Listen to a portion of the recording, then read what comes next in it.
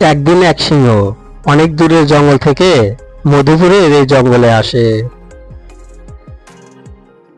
সিংহটার অনেক বয়স হয়ে গেছে, তাই আগের মতো সে আর শিকার করতে পারে না।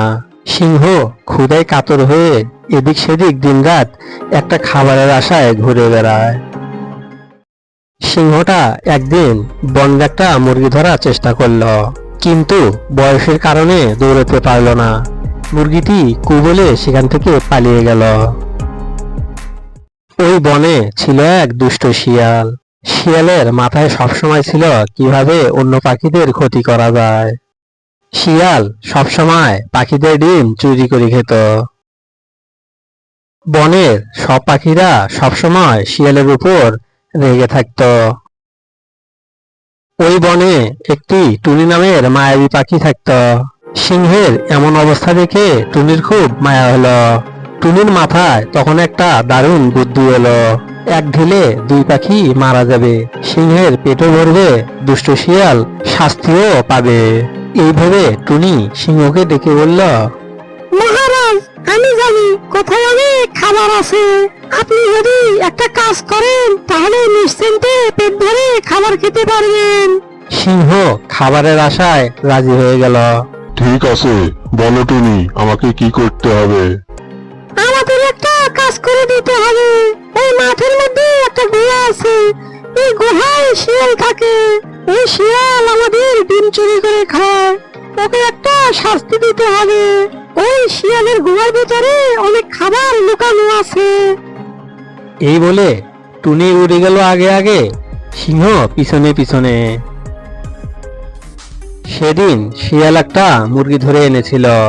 সে খাওয়ার আগে বলল, আহা, মুরগি খাওয়ার কি মজা! আগে একটু ঘুম পাড়িয়ে নেই, উঠে মজা করে খাবো। এই বলে শিয়াল ঘুমিয়ে পড়ল।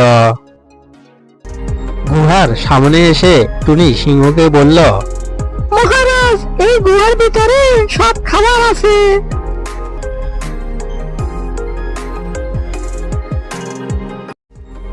সিংহ গুহার ভিতরে ঢুকে দেখে শিয়াল ঘুমিয়ে আছে।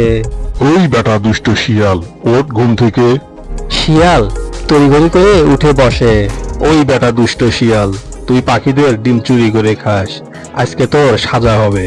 শিয়াল ভয়ে কাঁদতে কাঁদতে বলে, মহারাজ, আমাকে ক্ষমা করে দিন, আমি ভুল করেছি। আমি আর কোনোদিন কারো ডিম চুরি করব না, কারো কোনো ক্ষতি করব না, আমি ভালো হয়ে যাব। একটা কথা ভালো করে মনে রাখিস, অপরাধ করলে শাস্তি পেতেই হবে। তারপর থেকে শিয়াল সত্যি ভালো হয়ে গেল। বন্ধুরা, আমি ভালো হয়ে গেছি, কারো আর ডিম চুরি করে খাই না। তোমরা একটা কথা মনে রাখবে, অপরাধ করলে তাকে শাস্তি পেতেই হবে। তারপর থেকে বনের সবাই, টুনি, শিয়াল, সিংহ সবাই একসাথে মিলেমিশে বসবাস করতে থাকলো। বন্ধুরা, গল্পটি কেমন লেগেছে লাইক কমেন্ট করে জানিয়ে দিও। এরকম গল্প পেতে নতুন বন্ধুরা চ্যানেলটিকে সাবস্ক্রাইব করিও, পুরাতন বন্ধুরা লাইক করিও। সবাই ভালো থাকবেন, আবার দেখা হবে পরবর্তী গল্পে।